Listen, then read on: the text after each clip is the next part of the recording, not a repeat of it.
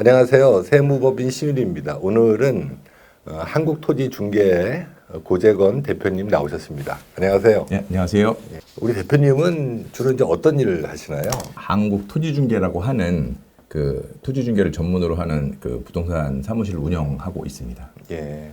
주로 그럼 토지를 하시나요? 예. 그럼 이제 공장 같은 경우 이런 매매 이런 것도 하시나요? 예. 어차피 모든 공장이든 건물이든 모든 것이 토지 위에 있지 않습니까? 그래서 그렇죠. 결국은 이제 다 하는데 메인으로 하는 게 이제 토지를 전문으로 하고 있습니다. 그 사이트를 좀 올려드렸는데 이 사이트 좀 설명을 좀 해주시죠.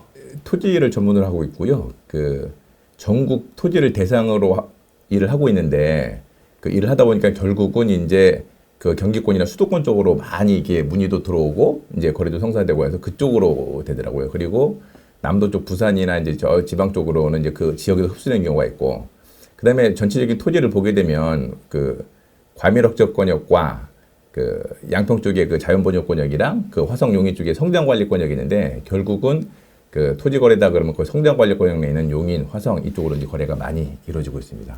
그 아마 이제 지방에 계신 대표님들도 사실 경기도에 있는 부동산에 관심이 많은 걸로 저는 이제 항상 느끼거든요.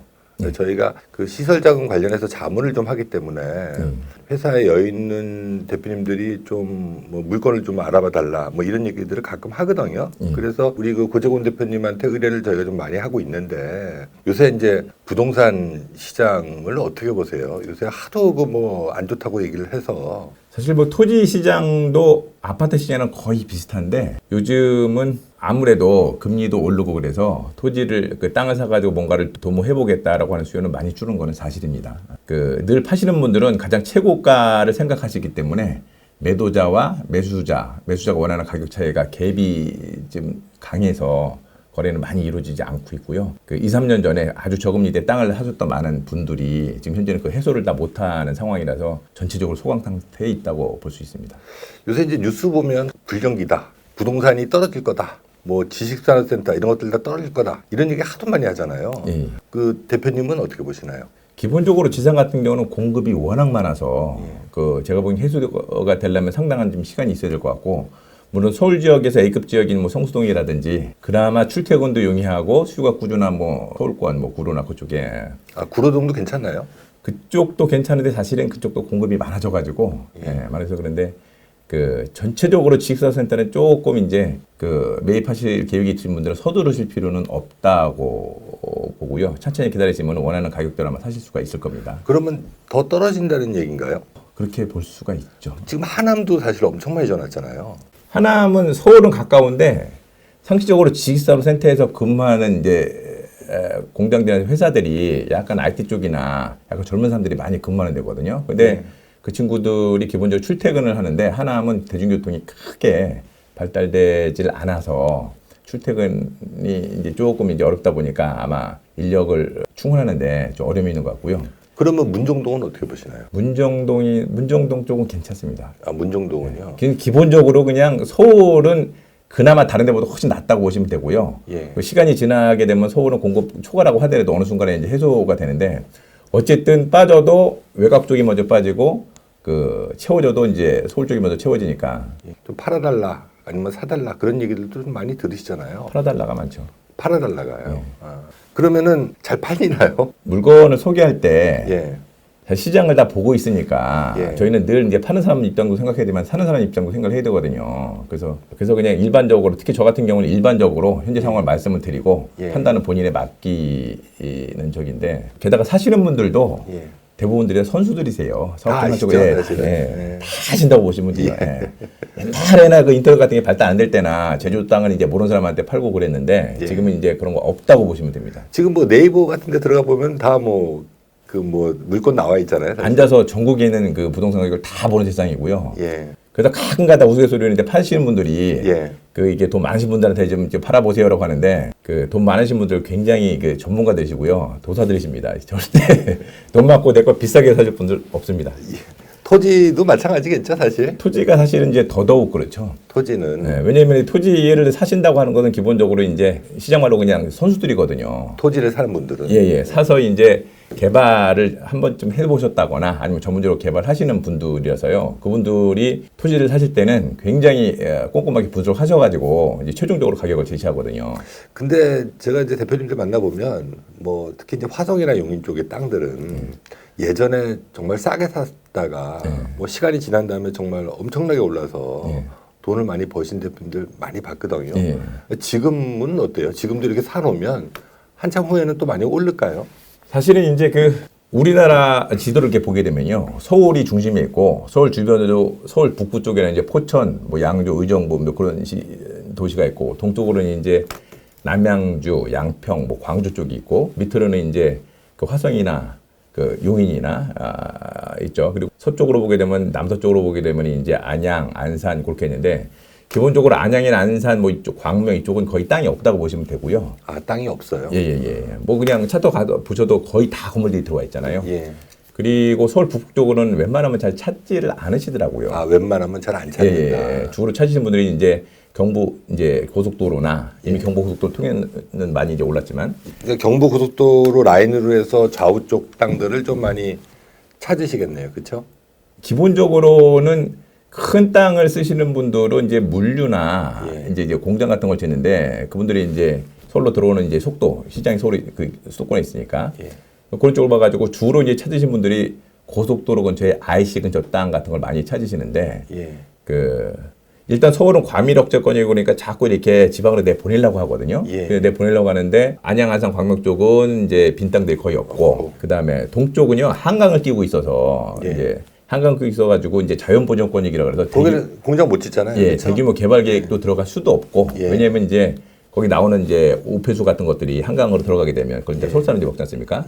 그래서 이제 그쪽은 이제 단독주택 같은 거 짓는 땅 이제 그런 정도고 공장이 들어가는 기본적인 용도적은 이제 계획관리 지역이라고 하는 땅인데 이 땅은 주로 이제 용인 화성 쪽에 많이 있고 용인 화성에 정부에서 그렇게 배치할 수밖에 없는 게 그쪽으로 집중적으로 이제 기업들을 모으는 거거든요. 그래서 계획관리 지역, 공장을 질 수 있는 땅들은 이제 그쪽에 많고 좀 더 이제 그 큰 공장들이나 이제 연기가 좀 나온다 하는 땅들은 이제 충청도 쪽으로 내려보내는 경향도 있고. 근데 충청도는 땅 사봐야 별로 오르지도 않을 것 같은데 어떠세요? 이게 그 단답형으로 말씀드리기가 좀 어려운 게 땅은 다 나름대로 쓰임새가 있거든요. 아, 그래요? 예를 들면 뭐 폐기물 부지를 찾는다 이런 경우는 이제 정말 첩첩 그 인적이 없는 곳으로 가야 되거든요. 주변 얼마 이상은 민가가 없어야 되고 한다거나 그다음에 뭐 나무를 뭐 대규모로 심는다 이런 땅도 이제 그 내려가야 될 것이고 그래서 지방 땅이라고 무조건 안 좋은 게 아니고 또 지방에 계신 그 자산가분들도 서울에 있는 부동산에 관심은 많아요, 사실은. 그래서 돈 좀 생기면 서울에 좀 뭘 사놓고 싶어 하시는 분들, 또 특히 이제 뭐 지산이나 오피스 같은 건물, 그런 분들도 꽤 계시거든요. 이제 그런 측면에서는 아무래도 지방보다는 서울이 낫지 않나요, 사놓기에는? 투자를 하는 데는 뭐 기본적으로 이제 경기권을 안 벗어나는 것이 좋을 것 같고요. 그 다음에 더더욱 투자라 그러면 지방 땅을 사셨다 그러면은 그 뭐 예를 들어서 당진이나 뭐 어디 그런 쪽들은 바람이 확 불 때 거래가 확 일어날 때 있거든요. 그럴 때 빨리 팔고 이제 그때는 빨리 팔아야 되겠네요. 팔고 이제 서울 쪽으로 올라오시는 것이 이제 낫고. 저도 뭐 아는 친구가 제주도에 땅을 좀 갖고 있어서 올랐을 때 제가 이제 팔아라 얘기했거든요. 근데 더 오를 것 같으니까 그 친구가 못 팔더라고요. 땅 파실 때 땅을 파시는 분들이요. 자꾸 내가 이게 더 오를 거를 손해보고 파는 거라는 생각을 하시는데 그렇게 생각하시면 이제 팔기 힘드시고요. 나는 현금을 지는 거잖아요. 그러니까 그 나는 새로운 길을 잡는다고 생각하셔가지고 적당하게 내 땅에 관심을 가져가지고 회비가 들어오면 빨리 파시는 것이 좋습니다. 사실 제 땅은 임자가 있는 것 같아요. 정말 있습니다. 그렇죠. 그 땅이 필요한 분들, 그분을 또 만나야 제대로 파는 거지. 내가 뭐 아무리 뭐 비싸게 받고 싶어도 그 임자를 못 만나면 그 기회를 놓치면 그 가격을 못 받잖아요. 특히 지방 땅 같은 경우는 뭐 한 번 지나가면 기본 3, 4년에서 5, 6년은 그냥 묵혀난 손님 지나가면은 다음 손님 나올 때까지는 그렇게 걸리나요? 예. 그리고 이제 땅은 단순히 이제 투자용으로 사고 파는 걸 떠나서 땅을 사가지고 뭔가를 도모하신 분들은 기본적으로 도로 관계라든지 인허 관계 체크를 해봐야 되거든요. 그래가지고 정말 모든 걸 다 체크해가지고 끝내 마지막에 이제 매수 제한하는 건데 그렇게 하는 분들이 실제 말로 그냥 지방 땅에다가 몇십억, 몇 억을 투자해가지고 이게 뭔가 도모하려는 분들이 많지는 않으실 거 아니에요. 주로 그렇죠. 주로 이제 지방에 계신 대표님들도 저희한테 의뢰하는 게 아마 이제 고 대표님한테 의뢰하는 게 다 서울, 경기도 땅, 뭐 건물, 뭐 이런 것들 의뢰하잖아요, 사실은. 기본적으로는 이제 그 서울을 중심으로 해가지고 1시간 정도 이내 거리를 많이 찾으시고요. 예. 그다음에 뭐 어떤 분들은 이제 서울에서 동쪽으로 좀 찾아달라. 동쪽이면 이제 광주, 용인 그쪽이고 뭐 제경부 고속도로 라인을 찾아달라 그러면 용인의 안성 쪽 뭐 그런 쪽으로 가게 되고요. 아까 그 말씀드리다가 제가 미처 답변 못 드린 게 있는데 용인이나 화성 쪽 땅은 이미 많이 올라서 땅이 어느 정도 오르면은요. 그 가격 가지고 수익성이 안 더 그러면 약간 그 좀 더 벗어난 데를 보거든요. 그래서 이게 땅의 흐름을 보게 되면 용인이나 화성 쪽을 보시다가 많이 오르니까 이제 이천까지 보고 왜냐면 그전에는 이천이나 여주를 말씀하시면은 거기 멀어서 그냥 됐다라고 하셨는데 그 이천까지 보시다가 또 이천도 오르니까 여주까지도 괜찮다. 고 대표님이 이제 저희랑 일을 하면서 보고서를 써드립니다. 대표님들이 이렇게 이 땅을 좀 구매를 하고 싶은데 어떻게 생각하냐 이렇게 저희한테 이제 물어보면 고 대표님이 이제 그런 걸 해주잖아요. 그래서 그거를 한번 좀 띄워보고 이게 좀 사실 좀 개인 정보가 있어서 앞에 거하고 좀 뒤에 이제 소견서만 좀 보면서 얘기를 해주시죠.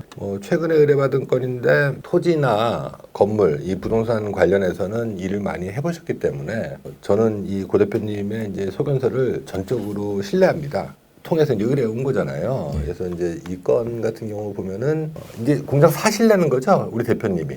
예, 그래서 이 대표님이 공장을 자기가 이제 쓸만한 공장을 알아보신 다음에 고 대표님한테 이제 의뢰한 거잖아요. 지금 이게 총 한 1,000평 되네요. 그렇죠? 5필지로 해서. 그리고 지목은 공장 용지. 그리고 이제 도로가 껴 있네요. 그렇죠? 이 도로가 몇 미터 도로인가요, 이게? 도로는 지적도상으로는 한 3m 정도에서 3m. 폭에 따라 3m가 나오는 데도 있고 그 이상 나오는 데도 있는데 현황상으로는 한 4m에서 한 그 4m 이상 정도 나옵니다. 4m 이상이요? 예. 건축법상 기본적으로 예. 도시지역에 있는 땅은 4m 이상 도로에 2m 이상 접해야 되거든요. 4m 이상 도로에 도로에 2m 이상 접해야 됩니다. 접해야 된다는 건 무슨 얘기죠, 이게? 그 내가 개발하거나 뭐 집을 짓거나 공장을 짓거나 하는 그런 부지에 기본적으로 맞닿아 있어야지 건축 허가를 내준다는 얘기입니다. 그래서 이제 사용 가능한 공장 용지는 한 945평.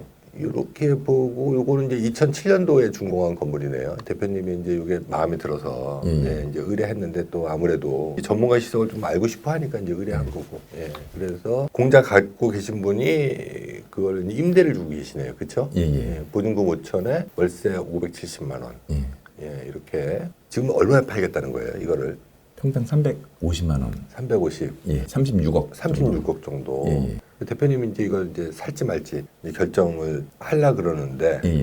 근데 거기에 대해서 이제 사전에 이 땅에 대해서 어떻게 판단하시냐라고 예. 하는 스태프의 정보를 이제 궁금해하신 거죠. 궁금해하신 거죠. 이게 이제 적당한 가격이고. 내가 이렇게 사는 것이 잘 사는 거냐, 사는 맞게 거냐, 사는 거냐, 더 싸게 할 수 있는 방법은 없느냐. 예. 그래서 이제 그러면 이제 고 대표님이 이제 이걸 이제 분석하는 거잖아요, 그렇죠? 그래서 이게 이제 공장을 졌으니까 인허가 문제는 사실 없는 거죠, 그렇죠? 그렇죠. 예, 이렇게 사면 사실 인허가 문제는 없지만 예. 이제 용도 지역이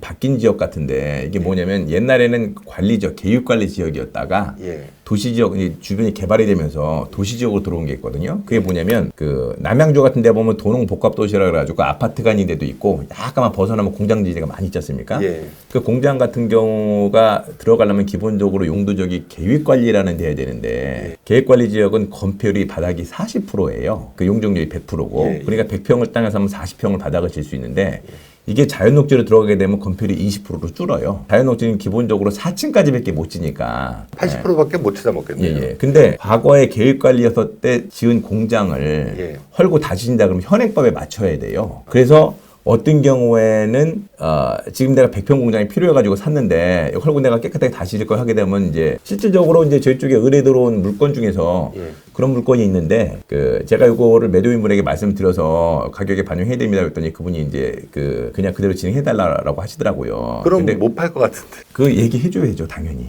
그쵸.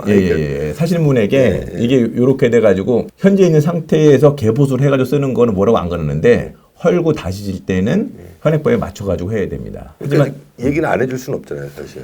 안 해줄 수 없는 게 아니라 당연히 해줘야죠. 당연히 해줘야죠. 왜냐면 사시는 분들한테 큰 돈이 들어가는 문제인데요. 예. 예. 그래서 늘 이거 일을 할 때는 제가 중개업을 할 때는 객관적인 정보를 양쪽에 다 제공을 해서 판단하게 해야지 특별하게 어느 뭐 편에서 일을 한다거나 그러면 나중에 크게 보고서 써드릴 때 사실 이거는 매수자 입장에서 우리가 보고서는 저에게 의뢰하신 분들이 정식이 제 클라이언트니까 예. 그분 입장에서 이제 예. 아주 그 내밀한 부분까지 이렇게 체킹해서 드리는 거고요. 예. 통상 이제 중개업을 할 때는 중개업물 할 때는 특정 편을 들어가서 한다 그러면 큰일 나죠. 예. 그 중개업을 할 때는 파시는 분에게도 제가 다 말씀드립니다. 예. 그렇게 해야 되겠죠. 그거 예. 당연하죠. 예. 인허가는 필요 없지만 예. 개보수 해가지고는 저 상태로 그냥 쓸 수 있지만 새로 질 때는 예. 약간 그 문제는 될 수는 있다. 예, 예. 요 물건도 그런가요? 이것도? 이거는 건폐율을 예. 25%를 쓰셨더라고요. 아, 그래요? 예, 건폐율을 20%를 쓰셨는데 예. 여기가 성장관리 지역으로 편입이 됐어요. 예. 성장관리 지역이 되면 기본적으로 10% 정도 늘어나거든요, 건폐율이. 예, 예. 그러니까 그 나중에 성장관리 지역으로 완전히 이렇게 세부 계획이 다 나왔게 되면 30%가 칠 수 있기 때문에 예. 오히려 이 물건은 지금 현재 건폐율보다는 좀 더 찾아먹을 수 질 수는 있겠다. 있다. 아. 우리가 이제 공장을 사거나 부동산을 살 때는 이제 주변 그동안 시세, 어떻게 흐름으로 왔는지 이런 것들 다 보잖아요. 그리고 대표님들이 그쪽 지역에 상주에 있기 때문에 관심이 있어서 웬만한 중개업자보다는 훨씬 많이 알 것 같아요. 굉장히 많이 하시죠. 예. 자기가 지나가다가 저 건물이 참 좋아 보이는데 저거 사야 되겠다. 비슷한 땅이 있으면 사야 되겠다. 이런 생각 하시니까. 왜냐하면 뭐 저도 마찬가지지만 어떤 물건 할 때는 그 시장을 파악하기 전까지는 돈을 안 써요. 그렇죠. 예. 그럼 뭐 저도 마찬가지거든요. 그래서 그 어떤 분들이 땅을 사실 때 사실은 이제 처음에 좋은 땅을 소개시켜줘도 절대 계약을 안 하시는 게 그냥 이 정도 땅을 내가 이 정도 가격에 받을 수 있구나라고 인식을 하시지 그 이게 좋은 땅인지 좋은 가격인지를 전혀 모르세요. 모르죠, 그래서 사실. 일단 시장이 이해가 되고 되고. 자기가 딱 파악됐을 때 이 땅이 이건 괜찮은 거네라고 하면 그때 이제 하시는데 이거 뭐 당연한 그동안은 이제 실거래가를 좀 분석하는 거죠, 그렇죠? 기본적으로 이제 가격을 분석을 할 때 예. 이것이 적정가냐를 분석할 때는 세 가지를 보는데 예. 공시지가를 보게 되고 직전의 거래 사례를 보게 되고 거래 사례. 예. 그다음에 현재 나와 있는 물건들은 또 얼마나 나와 있는가 세 가지를 봐서 결정을 하거든요. 근데 지금같이 이렇게 시장 상황이 안 좋으면 뭐 그 전에 거래했던 가격이 큰 의미가 있을까요? 제가 세 가지를 보는데 세 가지 플러스 한두 가지를 더 보는데 그 한두 가지가 이제 시장 분위기라든가 동향 그다음에 매수인의 사정, 매도인의 사정. 예를 들어서 매도인이 이제 연세가 80이 꽉 차셔가지고 야 죽기 전에 현금으로 이제 애들한테 논아주고 쓰고 싶다. 그럼 굉장히 시세보다 싸게 나오는 경우가 있고 매수인 입장에서는 내가 저 위치가 꼭 필요하다. 당장 옮겨야 되는데 이 일대를 벗어날 수는 없고 저기밖에 없다 그러면은 약간 세게라도 잡아야 되겠죠. 그래서 토지는 개별성이라든가 개인 사정이 굉장히 많이 좌우되는 시장이고요. 근데 보편적으로는 이게 어느 정도 가격이 적정하냐를 따질 때는 아까 제가 말씀드린 세 가지를 봅니다. 그걸 보고. 그래서 요거는 3년치의 거래 사례를 봤는데 예. 같은 지목으로 거래된 사례가 좀 하나밖에 없더라고요. 이게 사실 토지가 사실 이게 문제인 것 같아요. 거래가 활발하지가 않아서 이게 어느 가격이 제대로 된 가격인지를 판단하기가 사실 쉽지 않은 것 같아요. 제가 봐서. 사실은 이제 그 얘기도 틀린 얘기는 아니고 예. 또 하나는 저쪽 지역 자체가 예. 저렇게 공장지대가 많은 데가 아니라 몇 개 없어요. 그 외에 논밭이 좀 있고 그래서 예. 그 전체 지역을 섹터를 놓고 제가 이렇게 데이터를 봐도 실제 이제 같은 지목으로 이제 거래되는 게 많지가 않고요. 많지가 않다. 예. 이제 항공사진 보니까 사실 이게 이제 논밭이 많네요. 예. 이 정도에 그리고 조금만 외곽으로 나가야 되면 거의 다 저렇게 생겼습니다. 그래요. 사실 한 30억 정도를 가지고 35억, 36억이었죠 이 물건이 나와 있는 게. 예를 들어서 30억대 이상을 가지고 1000평 정도의 공장을 또는 토지를 산다 하는 수요가 사실은 많지 않아요. 그래요?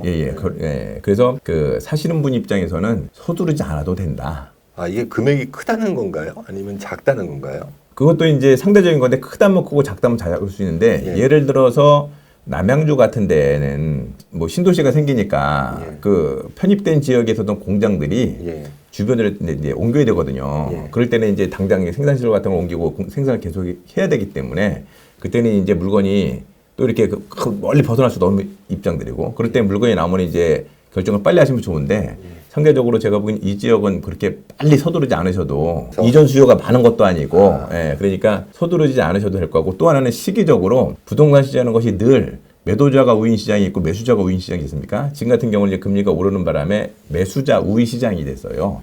즉 파시는 분이 약간 급한 상황이고 사는 분들은 기다리면 이제 원하는 가격까지 이게 받을 수 있는 좀 기다리면 회사를 사고 팔든지 부동산을 팔든지 이게 큰 이제 거래가 있을 때는 이제 전략을 세워야 되거든요. 이 전략 중에서 이제 내가 급하게 다가갈 것이냐, 시간적인 여유를 가지고 할 것이냐, 그것도 큰 전략 중에 하나거든요. 가격 전략 이외에. 그래서 지금 상황은 이제 제가 서두르지 마시라고 하는 의견을 드렸고요. 예. 그 다음에 이분이 이제 다양하게 검토를 해보셔라. 시간적인 여유를 가지고 이 방법이 최선인지를. 예. 왜냐면 저는 이 물건만 가지고 그냥 분석을 해달라서 왔지만 이왕이면은 다른 쪽도 이렇게 폭넓게 한번 보셔라. 다른 쪽이라는 건 다른 지역을 얘기하는 건가요? 본인이 옮겨도 가능한 섹터. 내가 현재 생산하고 있으면 어느 지역까지는 이 파는 사람의 심리나 이런 것도 파는 사람의 상태 이런 것도 좀 봐야 되지 않을까요? 매우 중요합니다. 왜냐하면 이제 협상이 있어서 이제 그래서 사실 파시는 분에게는 미안하지만 제가 이렇게 보니까 요분이 일단 대출 금액이 많더라고요. 이게 이제 대출이 껴 있나요? 예. 대출이 얼마 껴 있죠 이게? 대출이 한 21억 정도가 있는데 예. 120%를 잡으니까 제가 한 18억 정도가 18억? 있으신 것 같아요. 예. 이자만 따져봐도 월 한 900에서 1000 정도가 나가더라고요. 그러면 이분은 지금 보증금 5천에 570 받고 있는데 맞나요? 예. 그러면 한 3, 400 정도 지금 그렇죠. 본인이 이자로 나가는 거는 예. 월 900에서 1000이 나가는데 예. 새로 들어오는 거는 570 정도니까 예. 오히려 한 300, 400 정도 이상을 더 이자로 지출해야 되는 상황이니까 매우 이게 매도에 적극적일 수밖에 없는 상황이다. 매도자가 급하겠네요. 사업을 하시는 분들은요, 기본적으로 특히 제조업 같은 거 하시는 분들은 이런 데 되게 둔하세요. 기계 하시는 분들은 돈이 생기면 기계 산다 그러더라고요. 부동산 하면 돈 생기면 부동산 하는데, 근데 이분들은 또 이런 거에 잘 하려고 하지도 않고, 그냥 뭐 편하면 사는 거지 하고 하는데, 뭐 일하는 사람들은 되게 편합니다. 이렇게 편하고 이렇게 유도하는 대로 저기 하니까. 근데 사실은 상대방의 사정이라는 게 물건을 사고 파는 전략에 있어서 매도 전략, 매수 전략에 있어서 어떤 작전을 쓰느냐에 따라서 사실은 굉장히 큰 돈을 아낄 수도 있고, 어떤 분들은 이제 성질이 급한 분들은 내가 뭐 하려고 하는데 이런 땅이 있어요라고 하는데 그걸 바로 오픈해 버리면 그 다음부터 땅 주인들은 여기다 뭘 하려고나 해서 때에 따라서는 워낙 좋은 아이디어면 자기가 해버리거나 아니면 이 사람 내 땅 필요하네 해가지고 가격 올리세요.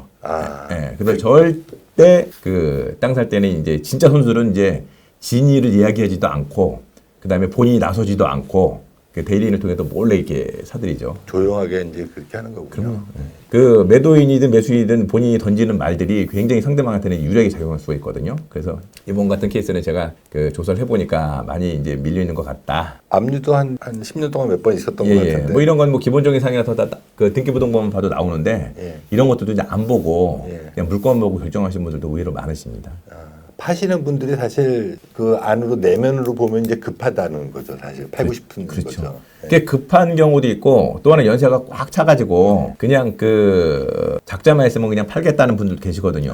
그래요. 근데 그래서 어떤 분들은 일단 일하시는 분들은 자기 편을 만드는 것이 중요해요. 일하는 부동산 업자를. 예. 그 다음에 어떤 경우에는 지금 같은 케이스 같이 이렇게 예를 들면 제가 객관적으로 이런 식으로 접근하는 것이 좋겠다. 이런 면이 있으니까 뭐 서둘러라, 서두르지 말아라. 그 다음에 특히 토지 같은 경우는 이제 인접 토지와의 관계도 굉장히 중요하거든요. 내가 이 땅을 삼으로써 남의 땅을 막게 되면 나중에 뒷땅까지도 내가 싸게 살 수도 있고 또 경우에 따라서 주변에 개발 계획이 들어오게 되면은 이게 앞으로 오르겠구나 떨어지겠구나 할 수 있고 물론 다 맞지는 않지만 기본적인 사항들은 아무래도 이제 제가 더 많이 보죠. 그래서 거기서 조언을 드릴 수가 있죠. 그렇죠. 고 대표님도 상가 그래서 싸게 사셨잖아요.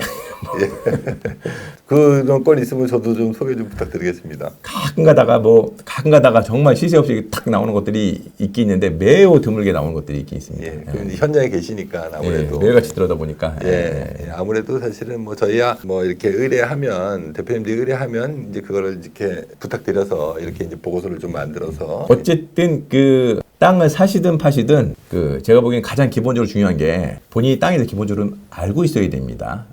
그러면 파시는 분들도 적절한 가격을 낼 수가 있고 빨리 파실 수가 있고 사시는 분들도 그걸 사러 돌아다니려고 많은 시간을 허비한 분들이 많은데 사실 몇 가지만 하면 앉아가지고 한 90%, 95% 이상은 파악이 되는 게 있거든요. 그래서 그걸 몰라가지고 직접 가서 보고 하는 분도 굉장히 많은데 기본적인 사항만 아셔도 굉장히 이렇게 편하게 업무를 보실 수가 있다.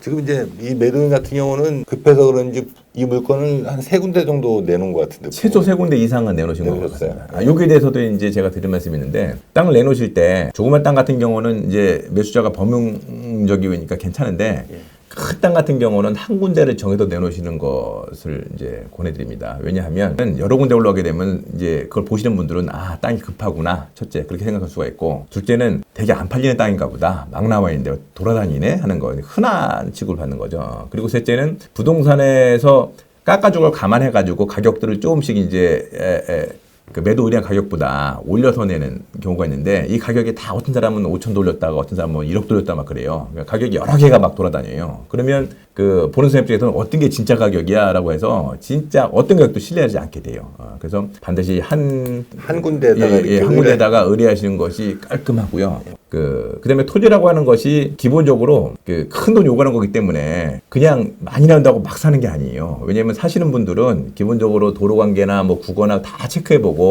인허 관계 다 체크해보고 최종적으로 제안서를 내는 건데 그런 과정에서 이제 굉장히 많은 이게 미팅 같은 게 이루어질 수가 있거든요. 우리 그 대표님께서 결론은 이제 서두를 필요는 없다. 의견서를 주신 거고 이게 이제 적당한 가격을 좀 이렇게 이거는 철저하게 매수인 입장에서 제가 이렇게 분석을 해서 이렇게 제안을 드린 건데 가격을 제안할 때 제가 매수 의향서를 정식으로 작성해가지고 넣어라. 그런데 매수 의향서를 작성할 때 제가 가격까지 말씀드렸는데 그 가격은 여기가 전체가 1,000평이 넘지만 도로 부지로 빠지는 땅 다 빼게 되면 실질적으로 한 950평 정도가 나오거든요. 그래서 그 실질적으로 내가 쓸 수 있는 땅에다가 최근에 거래 사례를 반영해가지고 제안을 해봐라. 그렇게 되면 한 6억 정도가 주세요. 그러니까 36억인데 한 30억 정도가 적당하다. 왜냐하면 상대방 매도인도 다 알거든요. 그래서 이쪽에서 왜 내가 이렇게 생각하는지 해가지고 그 합리적인 이제 데이터를 근거로 해서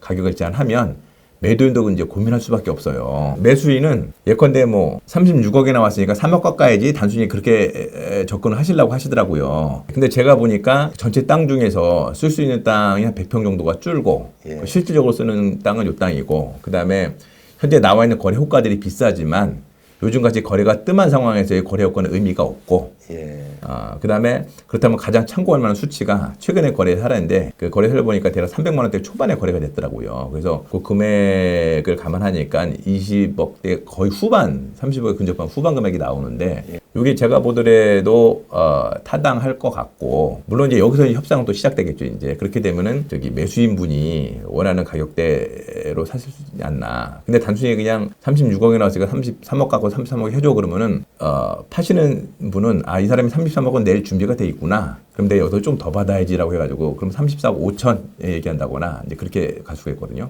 전략이 이것도 필요하겠네요. 저희 쪽에다가 땅을 내놓으신 많은 분들이 제가 보기에는 약간 비싼 땅들이 있는데 이분들 얘기가 보편적으로 그렇습니다. 이 땅을 돈을 다 받겠다는 게 아니라 그냥 협상을 여기서부터 하고 싶다. 왜냐면 내가 또 내려놓게 되면 또 거기서 시작할 거 아니냐라고 하는 분들이 되게 많아요. 아파트 같은 경우는 거래 사례가 많으니까 그냥 그 레인지가 되게 적거든요. 근데 토지라나 공장만 하더라도 어쨌든 오피스타지만 특히 토지 같은 경우에는 정답이 없잖아요. 같이 붙어 있어도 앞면이냐 뒷면이냐 도랑 붙었냐 뒤쪽에 맹리에 따라서 천차만별이고 워낙 개별성이 강하다 보니까 질문을 좀 이렇게 예리하게 해서 우리 고 대표님의 그 해박한 지식을 좀 끌어내야 되는데 좀 그게 좀 부족한 것 같아요. 첨언해서 좀 말씀해 주실 게 좀 있나요? 어차피 이 방송을 시청하시는 분들이 제가 알기로는 이제 어느 정도 레벨 이상은 되시는 분들이고 사업적으로 꽤 성공하시고 오히려 세금이라든가 상속을 걱정할 정도의 분들이라고 알고 왔거든요.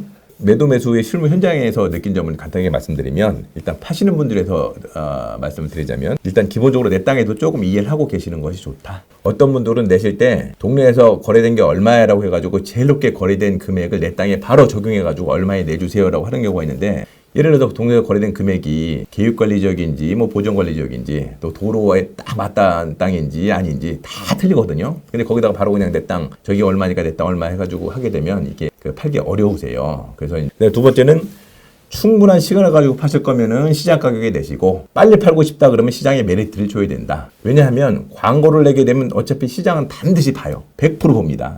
보는데 처음에 나는 깎아줄 걸 감안해가지고 가격을 낸다 하더라도 보시는 분들도 깎을 걸 감안해가지고 염두에서 보세요. 그래서 처음에 예컨대 네이버의 대표적인 사이트가 네이버인데 네이버에 물건이 올라왔을 때 이거를 내가 클릭해서 볼까 말까는 처음에 떠있는 가격을 보고 하거든요. 그래서 여기 싸게 나온 하게 되면 바로 한번 더 눌러보게 되고 전화까지 들게 돼요. 그래서 처음에 나가는 가격이 물론 파시는 분들은 높게 시작해가지고 흥정해 줄 거라고 하지만 그 가격에 따라서 마음이 열리기도 하고 닫히기도 한다. 예, 그래서 막연히 높은 가격으로 내시는 것이 능사는 아니다. 이제 그렇게 말씀드리시고요. 첫째는 이제 매매 계획의 유연성을 가져라. 아까도 말씀드렸지만 내 땅을 뺏기는 게 아니고 나는 현금을 받음으로써 새로운 기회를 갖는 거예요. 내가 다른 땅을 살 수가 있거든요. 그래서 내가 뭐 손해보고 팔지 않겠다. 그런 절대 손해 안 보겠다. 그런 생각은 이제 약간 접으시는 게 매매할 때 좋으시고요. 내 문제는 좀 아까 말씀드렸지만 큰 땅의 경우는 한 군데다가 의뢰를 해라. 그래야지 귀한 취급을 받는다. 매수자분들을 위해서 제가 이제 드리고 싶은 말씀은 땅 본진다고 직접 가서 보시는 분 되게 많으세요. 그리고 이제 어느 부동산이든 이제 자기 거를 팔거나 자기 거 보여주려고 무조건 나오라 그러세요. 근데 요즘은 시대가 좋아가지고 나가시지 않으셔도 앉아서 90% 이상은 볼 수가 있거든요. 요새는 뭐 다 뭐 네이버 뭐죠? 그 뷰나 뭐 이런 걸로 해서 다 보잖아요. 예. 제가 다음번에 출연할 때는 제가 이거 간단하게 현장에 가지 않고 볼 수 있는 방법을 제가 여기다 이제 소개를 해드릴 텐데, 그래서 그 정도만 아시면요, 95% 이상은 그냥 내가 가서 봐야 될 땅인지 안 봐야 될 땅인지 바로 현장에서 이제 볼 수가, 이제 판단할 수가 있습니다. 그리고 일반적으로 매수자분들은 굉장히 꼼꼼하게 하세요. 사는 사람은 당연히 뭐 꼼꼼하게 그렇죠. 할 수밖에 없겠죠. 돈이 뭐 이게 다 몇십억 뭐 10억 미만은 거의 없잖아요, 사실은. 일단 기본적으로 뭐 2, 3억이나 3억 정도는 이제 전원주택 같은 거 하시는 분들이 건들고, 네, 저희는 보통 뭐 저희 사업 하시는 분들은 네. 이제 공장 부지나 이렇게 공장 부지. 크게 하시기 때문에 이제 큰 땅들이신데, 일단 투자용이다 그러면은 뭐 기본적으로 이제 도로 접한 땅, 도로 접한 계획 관리 정도 하면 그냥 무난하시고요. 그것도 이제 경기 남부가 맞겠죠, 아무래도. 북부야 뭐 잘 찾는 사람도 없다면서요. 저는 개인적으로 경기 북부도 이제 괜찮다고 보는 게 일단 가격적인 메리트가 있고요. 또 하나는 제가 이제 우리나라가 통일이 된다고 봤을 때 예. 과연 어느 쪽으로 기인하고 어느 쪽이 발달할 걸 제가 봤어요. 근데 그 북한 쪽에는 이제 신의주나 뭐 개성이나 이쪽이 다 그 북한 지도를 보기에는 서쪽으로 이렇게 돼 있지 않습니까? 예. 그러니까 주로 이제 그쪽으로 물류가 왔다 갔다 할 테니까, 그래서 파주가 땅값이 계속 오르는 거예요. 말 나올 때마다. 이미 선수들은 다 알고 파주 예. 쪽으로 왔다 갔다 하겠구나. 예. 그래서 이미 파주는 많이 올랐는데 파주 많이 올랐나요, 지금? 옛날부터 많이 올랐죠. 예. 포천 이쪽보다는 파주가 많이 올랐다는 그쪽으로는 엄청 가죠. 예.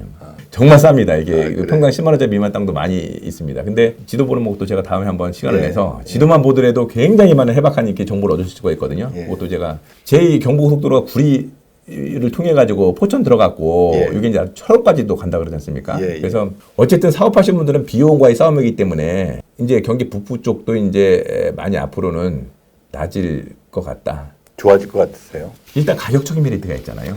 뭐 그거야 뭐 예. 사실 주식 투자할 때도 뭐 좋은 회사가 좋은 회사가 아니잖아요. 나한테 이익 주는 회사가 좋은 회사지. 그렇죠. 예. 그러니까 뭐 그 이미 비싼 땅 사가지고 손해 보고 나오면 난 좋은 땅 아니잖아요. 그렇죠. 그 땅 사가지고 돈 벌기 쉽지 않습니다. 사람들은 다 성공 사례만 이야기하는데, 그다음에 우리나라 사람들이 누구나 관심 있는 게 이제 부동산인데, 예. 모든 부동산의 기초가 땅이에요. 예. 어차피 건물은 패션이기 때문에 시간이 지나면 없어질 것들이거든요. 결국 땅만 남거든요. 그래서 여기 시청하신 분들에게 말씀드리고 싶은 건, 기본적인 사항은 아시는 것이 내 안목을 넓히는 데도 좋고, 결정적일 때 내 재산을 지킬 수도 있고, 거기서 고 대표님이 나와서 좀 얘기해 주셨는데 저도 좀 몰랐던 것들을 좀 많이 알게 된 것 같고. 다음에는 제가 그 실제 나와 있는 매물을 가지고 예. 기본적인 사항, 땅은 이렇게 보는 겁니다라고 하는 기본 사항을 제가 말씀드리고요. 예. 주로 이제 공장이나 창고를 질 수 있는 땅 위주로 해서 예. 제가 실제 그거를 설명을 하면서 예. 이제 기본적으로 지도를 보는 법, 그다음에 땅의 이력이라고 하는 이제 토지이용 계획을 보는 법, 예. 그런 법들에 대해서 하면서 또 이제 상업용 건물을 찾으시는 대표님들도 계시거든요. 예. 예. 그러니까 이제 저한테 가끔 얘기하는 거 있잖아요. 뭐 좀 저기 잠원동에 있는 뭐 공유지분 빌라 뭐 이런 거 있잖아요. 예. 그거 팔렸나요? 예, 그건 팔렸습니다. 네. 그거 탐나더라고요. 그런 얘기도 좀 해주시고. 그냥 그런 거, 예. 가끔 가다 보면은 이거 내가 돈 있으면 내가 좀 하고 싶다는 건들이 있긴 있죠. 있죠, 당연히. 그거 맨날 그거 보시고 그게 업이신데. 예. 그래서 이제 다음에 이제 그런 걸로 해서 또 이제 그 보는 것들 뭐 이렇게 해서 좀 오늘 좀 너무 두서 없었나요? 어때요? 그렇죠. 아주 초보적인 질문들이 있어서 네. 지금. 제가 좀 공부를 해서 예. 좀 예리한 질문을 좀 뭐 하고 뭐 매물도 좀 이렇게 말씀해 주신다 그랬으니까 이제 그렇게 한번 준비해 보겠습니다. 예. 자, 대표님 오늘 수고 많으셨습니다. 예, 오늘 감사합니다. 여기까지만 하겠습니다. 감사합니다. 예, 감사합니다.